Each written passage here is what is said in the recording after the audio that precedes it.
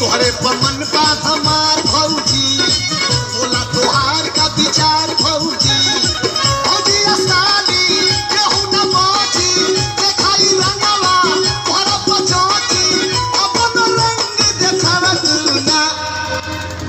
तनी छटक छटक चलवा तू ना तनी छटक छटक चलवा तू ना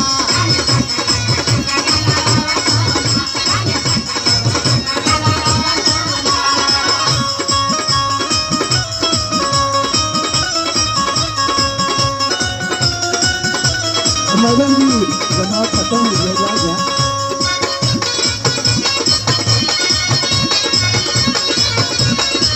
इसके बाद आ जाइए बहुते हसीन भौजी वैसन